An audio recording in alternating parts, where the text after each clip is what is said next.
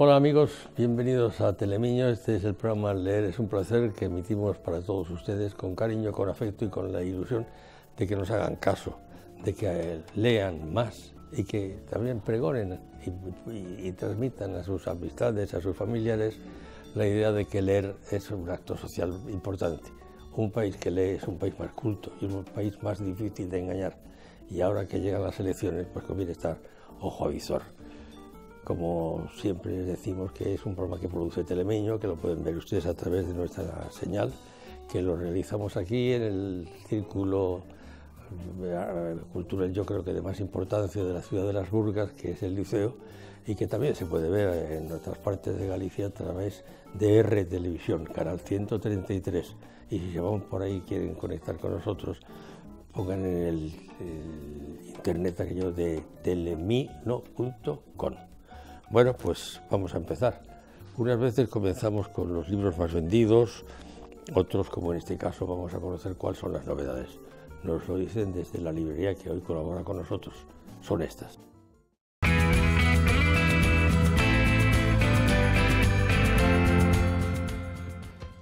Bueno, las novedades de esta semana son, en primer lugar, en Editorial Zaguara, de Arturo Pérez Reverte, Una historia de España.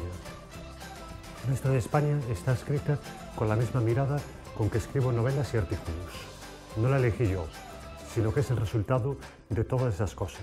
La visión, ácida más a menudo que dulce, de quien, como dice un personaje de una de mis novelas, sabe lo que es ser lucido en España, apareció siempre con mucha amargura. En segundo lugar, en Editorial Seix Barral, de Alba Carballal, Tres maneras de inducir un coma. Un Madrid contemporáneo y underground sirve como escenario para la ópera prima de Alba Carballal, que partiendo de referentes como Eduardo Mendoza, John Kennedy y Pedro Almodóvar, desarrolla una farsa burlesca que coquetea con el humor negro. En Editorial Seix Barral, de Antonio Muñoz Molina, Tus pasos en la escalera. Un tranquilo barrio de Lisboa ofrece la promesa de un futuro que él se esmera en preparar con minucioso detalle. Pero incluso el refugio buscado y la rutina más apacible pueden resultar desconcentrantes cuando la sospecha de una amenaza incierta altera su espera.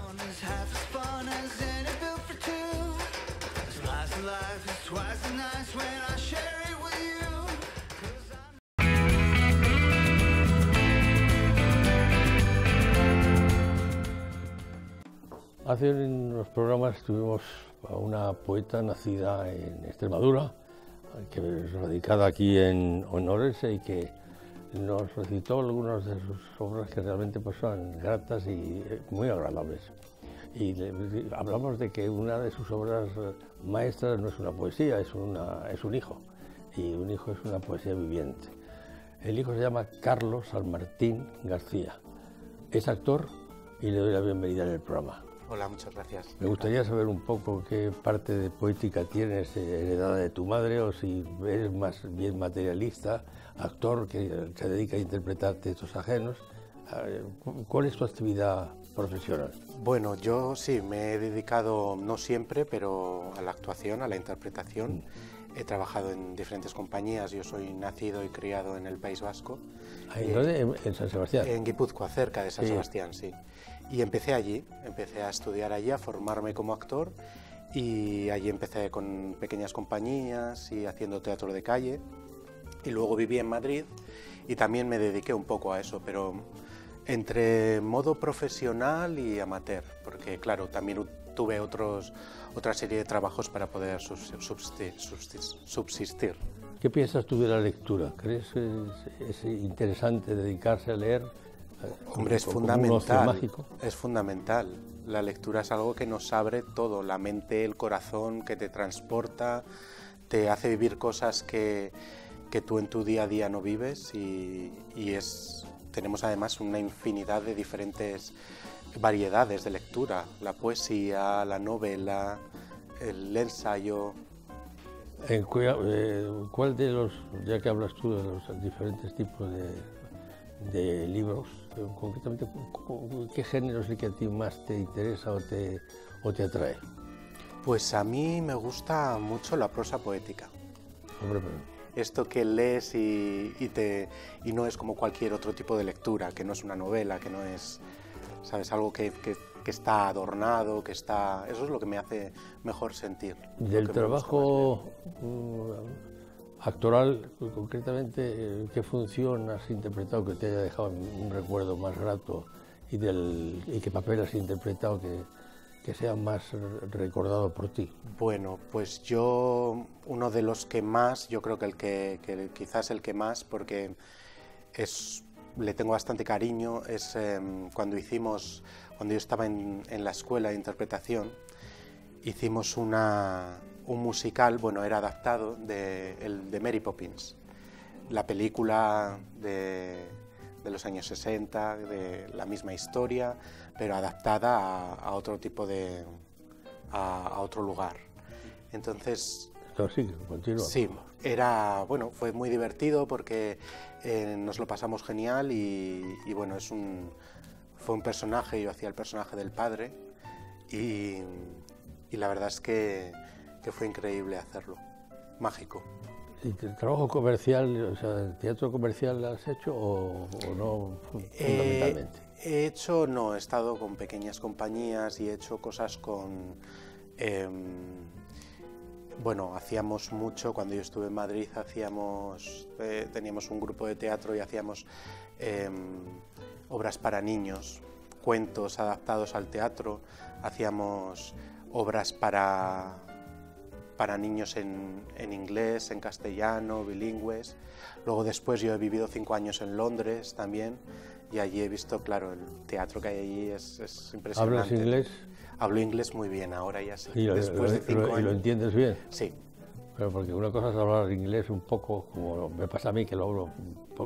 Yo no tengo disculpa, porque he estado 16 años casado con una señora inglesa, que murió desgraciadamente, y ella aprendió español, pero yo no aprendí inglés. Vaya. Mis hijas sí hablan perfectamente el inglés. Bueno, pues no tengo más que decirte que gracias por haber venido, que tengas mucho éxito en tu... Bueno, te voy a hacer una pregunta muy tópica, pero me voy a permitir ese lujo. ¿Qué papel o qué obra es aquella que a ti te gustaría en esos momentos poder interpretar? No sé, esa es una pregunta muy difícil. Sí, por supuesto, pero es que yo quiero que te estrujes las meninges. Vale, pues... a mí me gustaría interpretar un papel en el que fuera un personaje que empieza la obra de una manera caótica en todos los sentidos y acabará descubriéndose a sí mismo y viendo que lo que en realidad es el ser humano, que yo creo que no es el reflejo de lo que tenemos en el mundo, en la sociedad o lo que vemos en los informativos, sino que es mucho más. Y que ese personaje, desde lo más hondo, llegara a lo más sublime, a lo más alto. Pues yo no puedo decir más que te deseo de corazón que pronto aparezca ese personaje, que lo puedas interpretar y que tengas mucho éxito en ese trabajo. Pues muchas gracias. Pues, en el idioma que se habla en esa tierra donde tú has nacido, te voy a decir es que ricasco, que quiere decir gracias. Eso es negativo. Y te repito, pues que te vaya bonito y que todo sean cosas gratas en tu futuro. Muchas gracias. Pues gracias. Este fue el paso por nuestro programa Leer es un placer de Carlos con K. San Martín García. ¿Continuamos en el programa? Continuemos.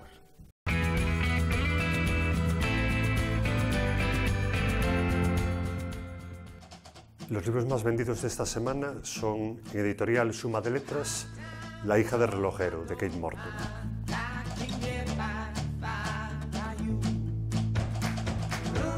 En segundo lugar, en editorial Anagrama, Serotonina, de Miquel Houellebecq.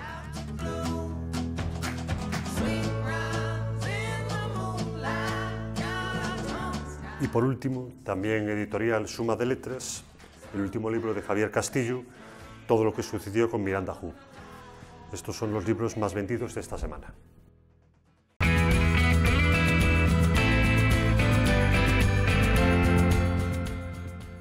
En un programa pasado pues, introduje una novedad, que era leerles a ustedes algunas frases más o menos pronunciadas por personajes importantes. Hablamos el otro día, me parece que fue de algún pasaje de la Biblia y de Cervantes. Vuelvo a Cervantes porque veo aquí algunas cosas que realmente son curiosas. Dice, júntate a los buenos y serás uno de ellos. Pues tiene razón don Miguel. La alabanza propia envilece. En los reinos y en las repúblicas bien ordenadas había de ser limitado el tiempo de los matrimonios y de 3 en 3 años se había de deshacer o confirmarse de nuevo, como cosas de arrendamiento y no que haya que durar toda la vida con perpetuo dolor de ambas partes.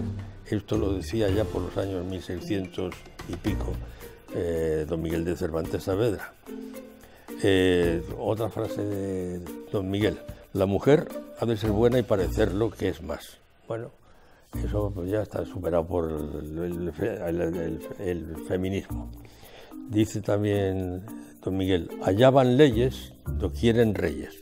Eso quiere decir que las leyes están siempre pues, determinadas por el poderoso. Contra el callar no hay castigo ni respuesta. Y por hoy ya está, son bastantes. Vamos a pasar concretamente ahora a ver lo que nos cuenta José Antonio Santos, en nombre del Círculo Poético Orensano. José Antonio, cuando quieras.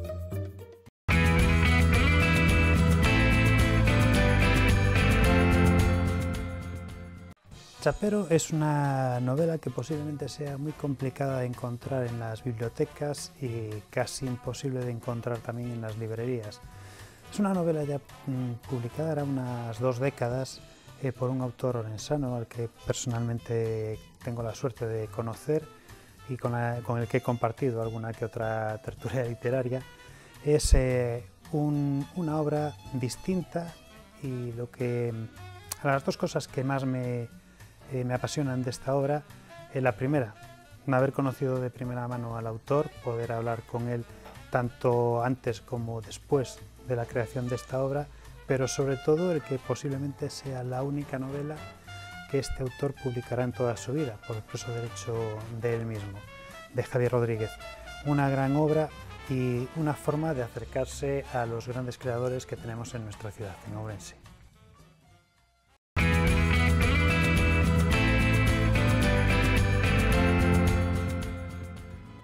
El libro juvenil que recomendamos esta semana es de Alex Rovira, Cuentos para quererte mejor.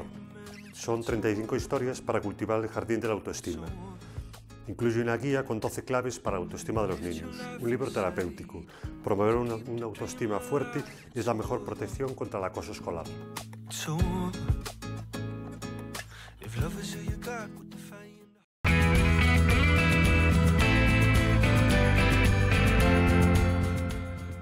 Siempre que presento este programa, pues tengo la suerte de tener personas muy interesantes, personas que me aportan cosas, y entre ellas hay una que conocí hace ya muchos años, o bastantes años, y que siento una singular simpatía y afecto e identidad en muchas cosas.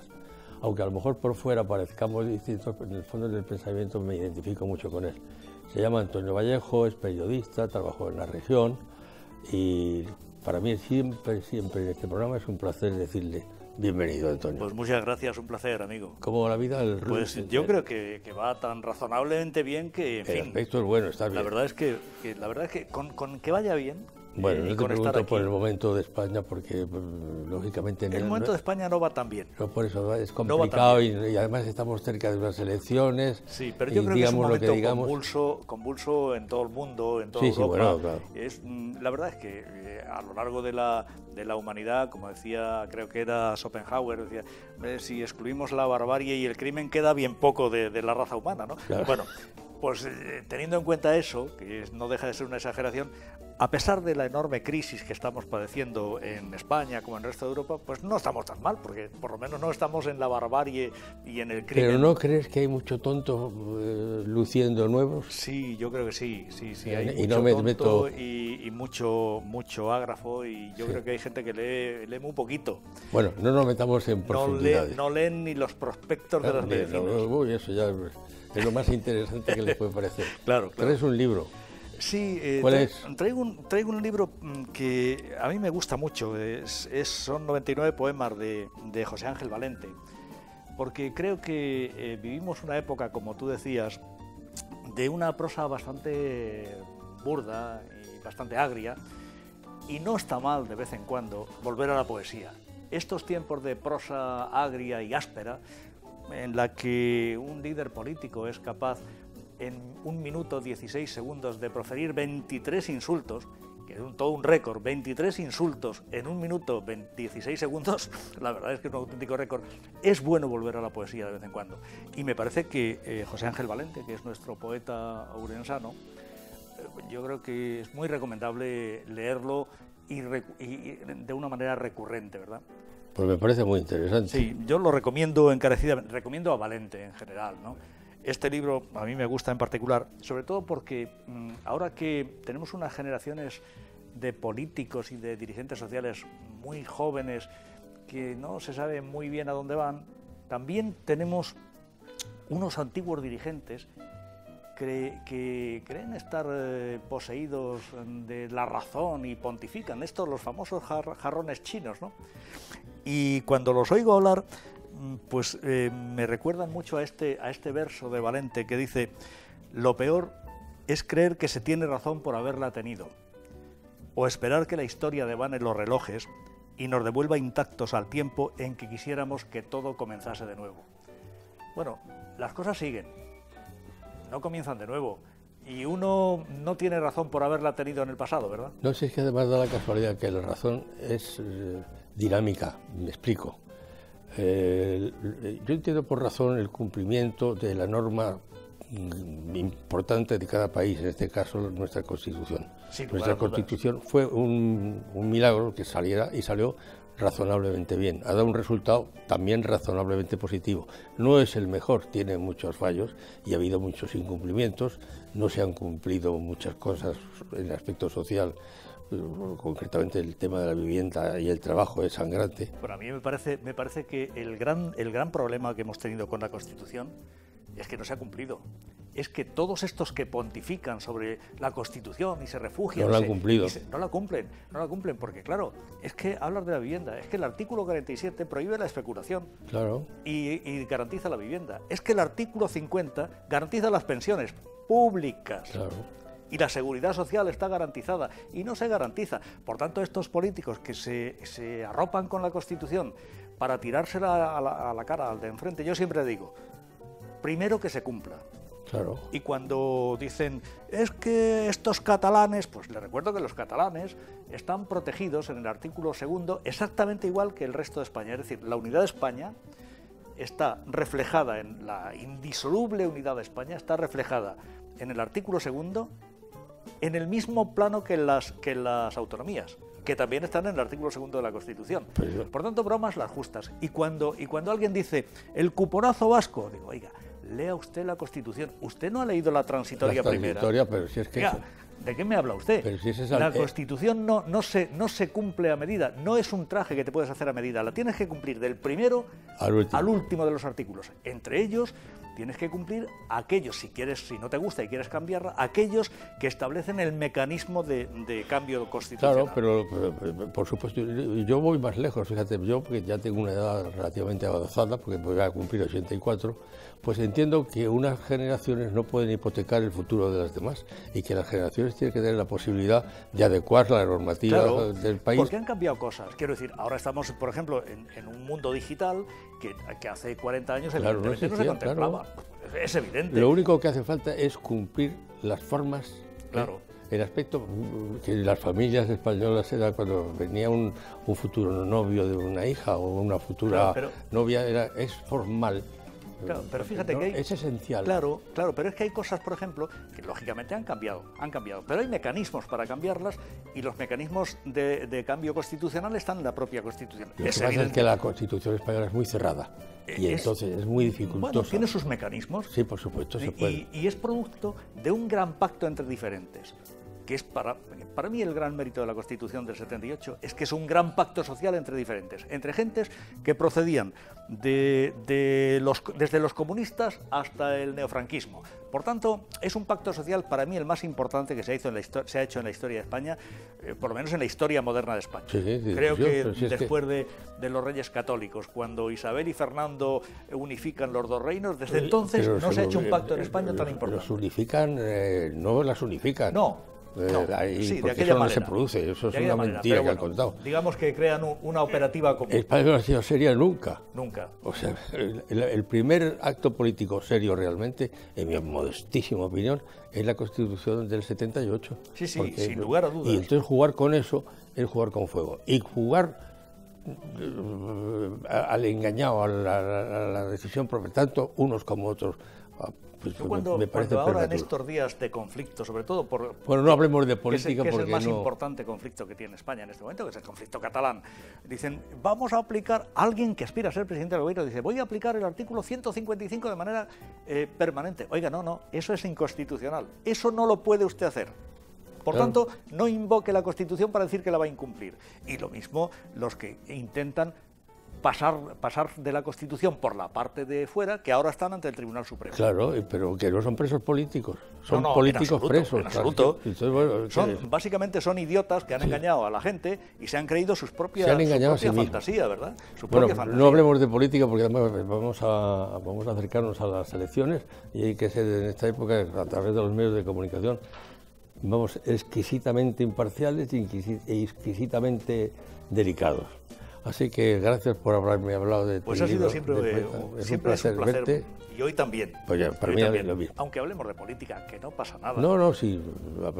Mira, cuando se habla con cordura, cuando se demuestra que las ideas que se tienen son basadas en la tolerancia y en la democracia, pues no y está claro que el ser humano es un animal político, y yo digo que afortunadamente, porque con la política se arreglan muchas cosas. También es verdad que se estropea. No, se estropea, y eso, pero con los que la estropean por engaño o por robo, hay que ser inexorablemente duros. Porque realmente el buenismo no es una medicina, el buenismo es un acto moral que engrandece a quien tiene la capacidad de sentirlo. Yo recomiendo siempre que vengo a tu programa lo mismo. Lean ustedes más. Claro. Lean más, que seguramente se les van a quitar muchas manías. Pues nada, con la recomendación que nos hace don Antonio Vallejo, vamos a poner hoy punto final al programa. Gracias por la atención que nos han prestado. Les recuerdo a ustedes que Leer es un placer, es un programa de Telemiño, que lo hacemos aquí en la institución, yo creo, de más prestigio cultural de la ciudad de Las Burgas, y que es el Liceo, y que lo pueden ustedes ver a través de Telemiño, a través del canal 133 de R Televisión, y como siempre, medio en coña, les digo aquello de en el internet poner telemino.com. No lo olviden, hagan caso a don Antonio y modestamente les pido que a mí también lean. Leer es un placer, no es una frase, no es un eslogan, es una necesidad. Gracias por la atención que nos han prestado y hasta un próximo programa.